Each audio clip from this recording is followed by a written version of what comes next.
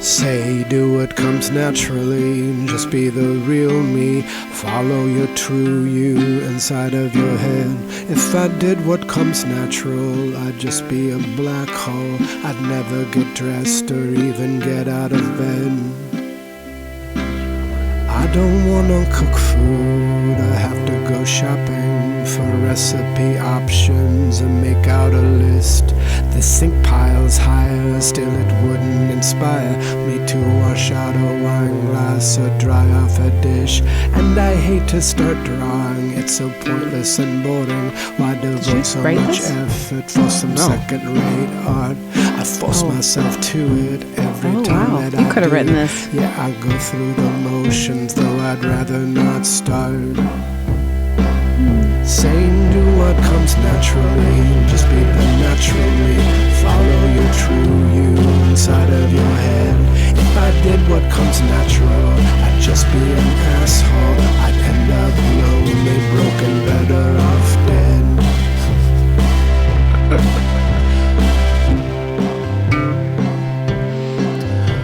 Hello everyone and welcome to this episode of Raw Impressions. Episode 117. Lou is preparing to leave on tour. Adele just got back from a trip. Why don't you guys tell us all about it? Or some about it. Should we do that again? I was talking over it. Do what again? The beginning again? No. Good. We're here. It's happening. I did not write that. Jeffrey Lewis wrote that. Oh. Dang. It was poignant. That's just the beginning of that tune. What a deep fellow. Oh, he's such a good writer. He is a great writer. He's so good. I also like how he speaks when he talks to the camera and he does little videos.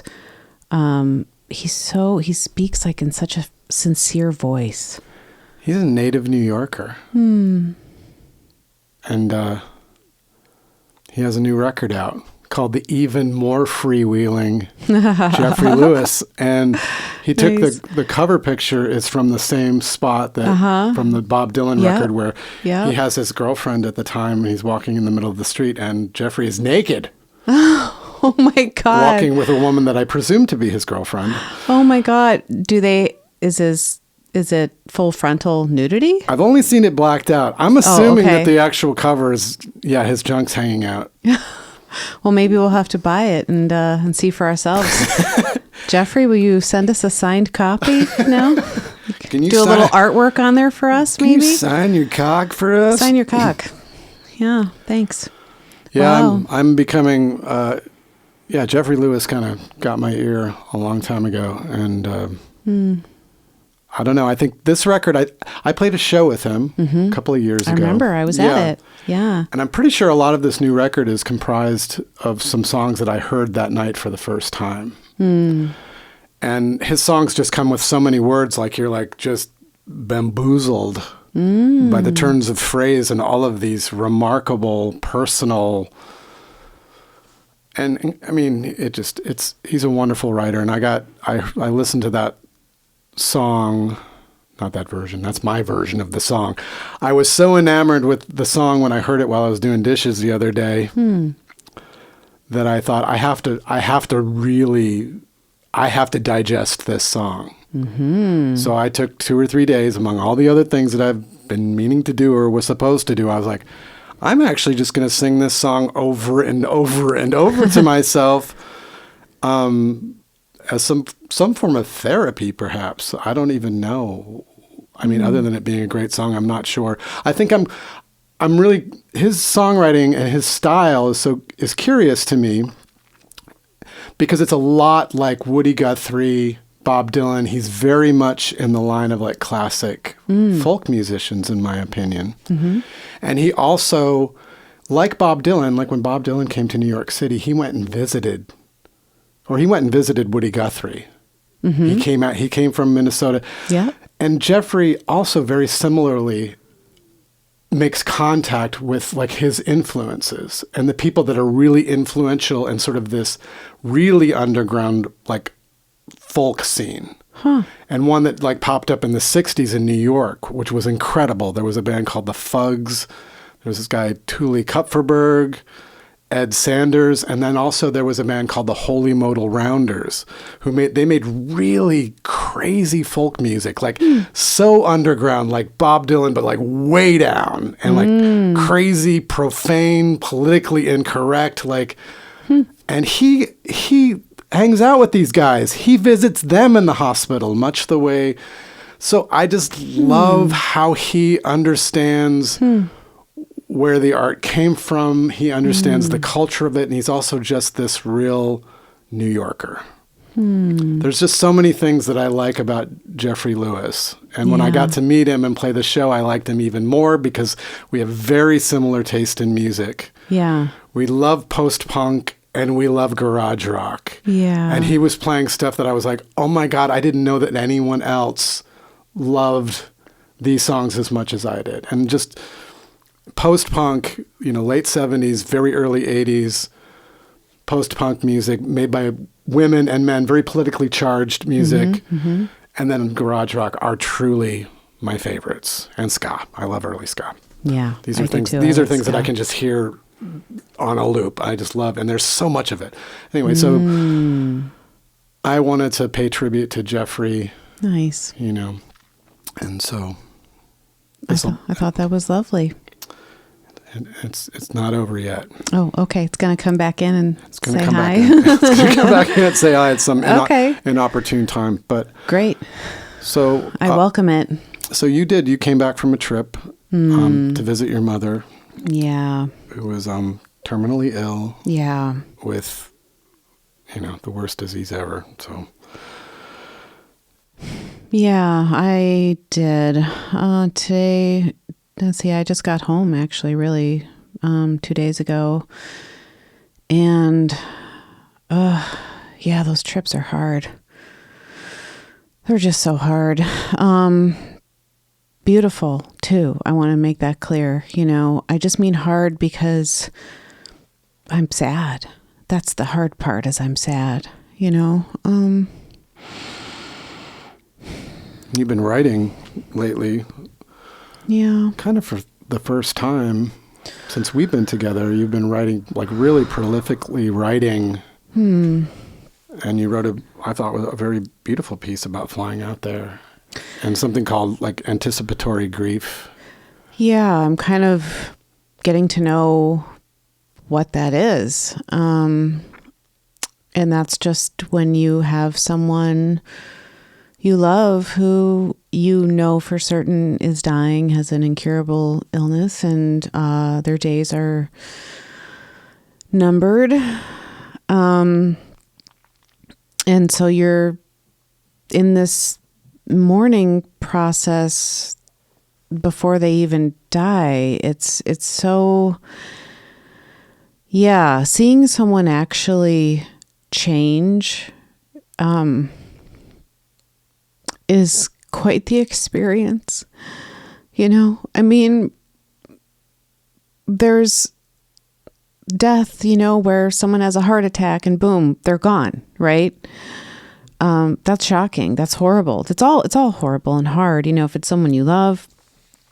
But there is something uniquely challenging about, in real time, having to come like face to face with scary stuff, the things we fear, right? Like dying in a way that's hard.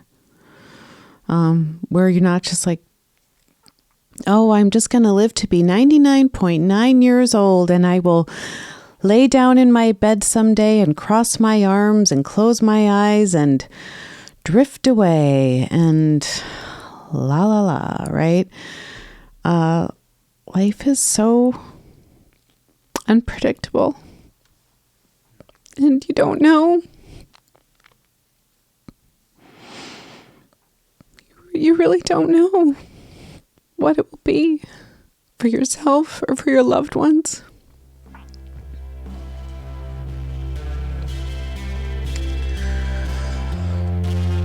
That Jeffrey sneaking in. Perfect Jeffrey. timing. Thank you for the break, Jeffrey. I needed to get my composure.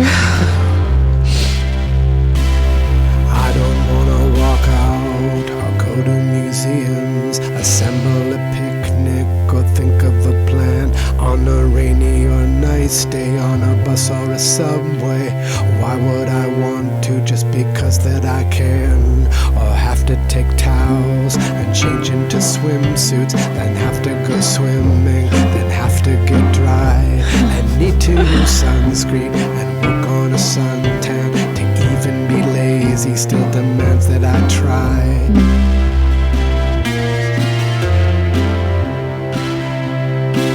Say new what comes naturally, just be the natural me. Follow your true you inside of your head. If I did what comes natural, I wouldn't do nothing. Stick my head in an oven, not obey what they said. Who wants to book concerts or check in at airports or talk about money or find where to park or write out a set list, memorize lyrics or drive when it's bright out or drive when it's dark? And why be a nice guy? Why be responsive? Why be responsible to family and friends? And even if I did something, it's never just one thing. I'd have to do something after that something ends.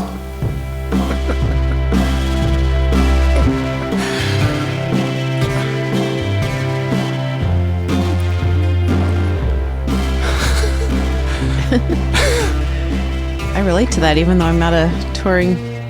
I mean, occasionally I am on tour with you, but I think the thing that really, really resonates with me in those lines is find where to park. I swear, God, the minute that I set up a show that's not like, I don't care with Dinosaur Jr. because I don't do anything. We have roadies.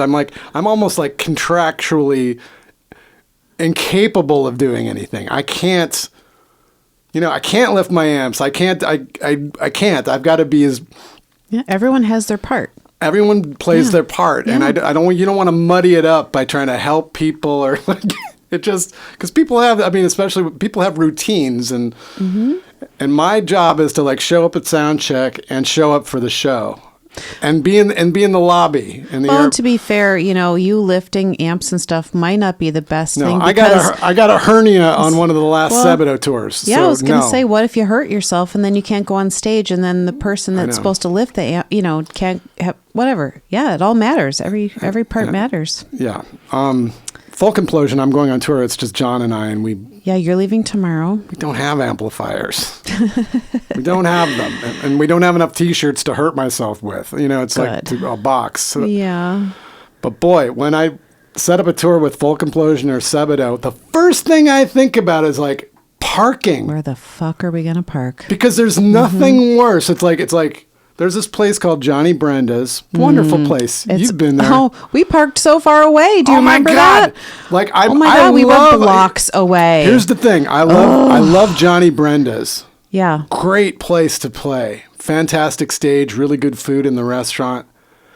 They don't have parking. No, they sure And don't. it's like, and it is like a fucking East Coast little snarl of a neighborhood around really it. I believe is, they call it Fishtown. But I get anxiety even hearing the name Johnny Brenda because I'm like, what the fuck?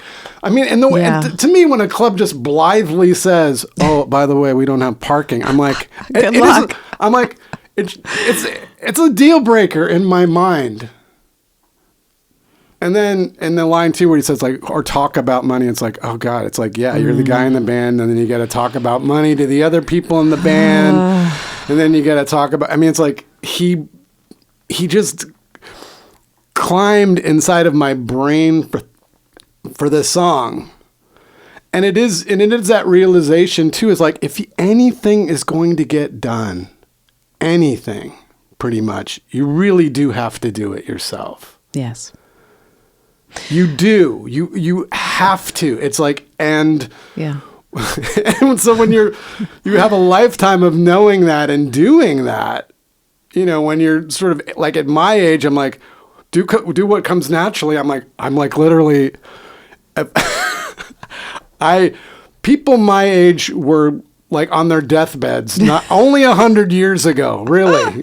Less than that. Less than that. I mean, really, you're talking, like a man at 58, like you, I mean, you're just like practically dead. You were sitting, but no, like, me at 58, I'm like, I have to do more. I have to run around this goddamn country and even sell more, my songs and sell myself and go on tour and even more park than the damn car in your Johnny Brenda's. Because you want to do, because now you're old enough to know what the right way is of doing things. It's like when you're younger, you're kind of like, you're a little sloppy about it, and some things don't connect. And but when you're older, you're like, you don't have any time for this kind of fucking mediocrity. You're like, I gotta do it and do it right, which requires work. Yeah. So you don't have to work as much, because that's the thing. You can't work smarter, not harder. Right. But you also have to work hard. That's it. And so this song, I love how it just really clocks the exhaustion that you can feel.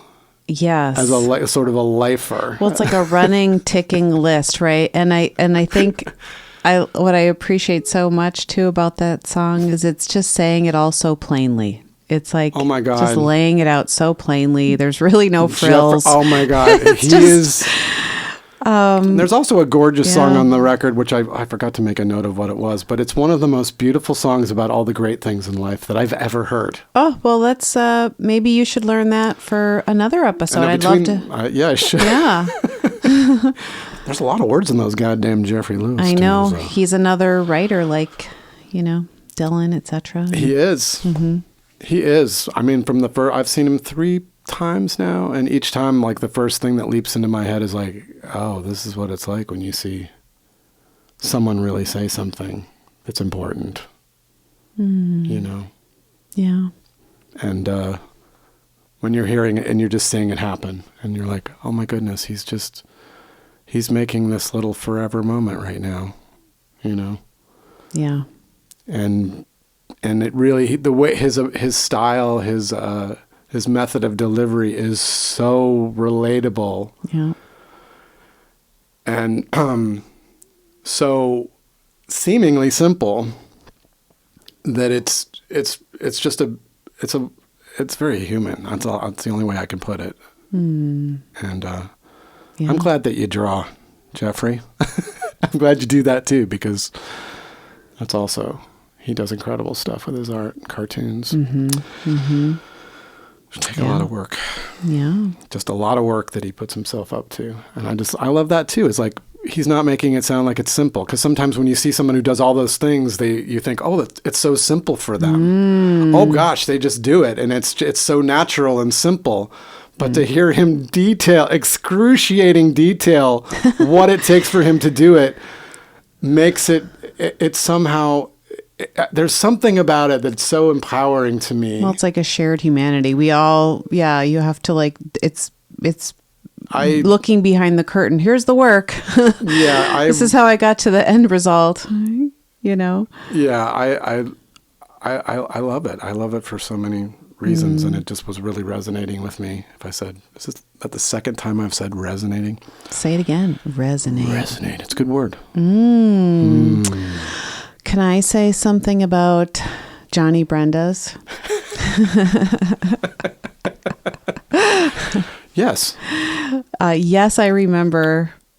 Damn, I do remember parking so far away. It was just you and I. And it's parallel parking too. When you finally find it, you're like, oh, does the car even fucking fit? Oh, God. And then it's got to be parallel. Is it too close to a fucking driveway? It was you and me on tour fall of 2015, right? You were doing solo tour. And you played at Johnny Brenda's with that band or that woman opening up. Who the heck was it again? Don't go there. Shit. We're not going to remember. Okay. Well, okay. But but I want. She was good though. She was. She was popular. She was. There was somebody who loved her so much that they were really pissed that I was playing. Yes. They There were were mad. some memorable things about that night. They wanted to because get rid isn't of me. she also based in Philadelphia? I don't know. I think she is. So There were some really angry, Yes. younger yeah. music fans who did not want to like see she's a millennial. the old guy. They were impatient. They were bummed that she was opening for you. Oh yeah. And I was in the one thing about Johnny Brenda's, I love the stage and that room is really nice, but I don't actually love where the merch is. It's dark and it's like kind of near the bar, so you're in a it's back separate there. room. Yeah. And I will say I do like places when it can happen, of course, where you're kind of just in the back of the actual room because people sort of meander over during the show. And anyway, and this involved you like leaving the show, going to the bar area, buying something. It was super dark. Anyway, Johnny Brenda's, please welcome us back again and again. But I'm just saying, that's my I only... don't want to fucking park. My only gripe there. But hands down, I don't think any place has touched that fucking fried chicken sandwich I had. It's true. It was You talk legendary. about this. I didn't have it. I did not experience this sandwich. I was not eating sandwiches at the time. I know. You go in and out of like, I can't do bread. Y'all know, I pretty much have never let go of the bread, truly. Listen, a fried chicken sandwich, oh my God, when it is done right, it's like, it's insane. It's so fucking good. And they had this like spicy slaw on it too. And I believe it was a brioche bun, which, God bless you for the brioche bun. Gotta be brioche. It's gotta be. They didn't fuck around. It so shiny, so soft. I miss that chicken sandwich. I really want to have You it do. again in my life. Sometimes I have to go back to Johnny Brenda's just to have it? And then it might not be the same. I know, and maybe it's not even going to be as good. Sometimes I'll see you just sort of staring off into space with kind of a nice look on your face. Yeah. Not like sort of a contemplative in a good way. I'm probably thinking. And I'll Yeah. What you thinking about, honey? That sandwich. Yeah. That fried chicken sandwich. God damn, that was good. Holy shit. And I was pregnant. So must have been extra good. Because I could eat it. It didn't make me sick. That's nice. I'm just realizing, it had like an extra... You spent a lot of your pregnancy not feeling barfing. that well. Barfing. But guys, if you go to Johnny Brenda's and you see a fried chicken sandwich on the menu and you eat chicken, get it. Just get it. Try it. So yeah, I remember that. We won't talk anymore about the woman who opened up, and she was there with all of her many, many fans. And then they were loudly talking and complaining about you when I was sitting there, having to sit there as your wife. And they didn't know that, of course. I was just, who knows who I could be, and just sitting at the little merch table there in the dark, listening to them complain about you. It was good at that point because I already... guys, life is full of all sorts of humbling moments, There's just no shortage. The great thing is I already knew I was a has-been by the time I was playing Johnny Brenda's in 2015. I'd been a has-been for a long time. Actually, that was a dip. It was a dip. And now, when we do your soul shows, things are better again. It comes and goes. It's the wave, baby. It's a rolling wave. Sometimes you're up, sometimes you're down. And at that year, it was a little more on the down. It was a little more on the down. We were like trying to get people to come to the shows. Like, hey, come on in. But the last solo show tour we did with Izzy 2023 was pretty darn good. Thank y'all for coming out. That was fun. We had a good time. Yeah, and we just played at a nice house across the river. Remember with the big dogs? Oh, that was in New Jersey? Yeah, but it's right across the river from Philadelphia. Well, that would require me understanding geography. Yeah. Let me tell you. That house, oh my God, those doggies were just the cutest doggies in the whole world. Oh, I love those doggies. I just started doing the house show thing because it's like, look, You want to make sure the people, Real talk. make sure the people that are there are like there for you. They're there for you, not the woman who's opening up who's from Philadelphia and And then an incredibly popular band and yeah, younger, the youth, more interesting. Yeah, well, Yeah. Yeah, if they're coming to a house show, they know it's you. They're there for Lou Barlow. I love that. I know. I love I love my too. people. I love them. We love them so much. Hello, everyone. It's time to stop talking, Lou and Adele. There's plenty to do. So much to do. That's so fucking true. Yeah. Lou, you need to take your son to a doctor's appointment. I already did, Lou. actually. You need to go to Dinosaur Junior practice. I'm not going. Lou, God. you need to do. You need to pack is what you need to do. Oh. Pardon. I Thank you for What did he think I'm gonna do? listening to this episode of Raw Impression. He didn't say. If you act like you love me, then I guess that you love me. If I act like a dad someday, then I'd be a dad. So I could say it was true, the things I made myself do, because the things that I did became the life that I had. It fucking kills me. That line is so, I'm like, I didn't wanna be drawing or writing or It's incredible. singing or working for money or working for art or being a nice guy or having a lifestyle, and nothing gets done if I don't force it to start. How lucky are we, right? That this exists in the world. Saying new word comes naturally, and just be the natural me. Follow your true you inside of your head. If I did what comes natural, I'd just be a black hole. I'd never get dressed or even get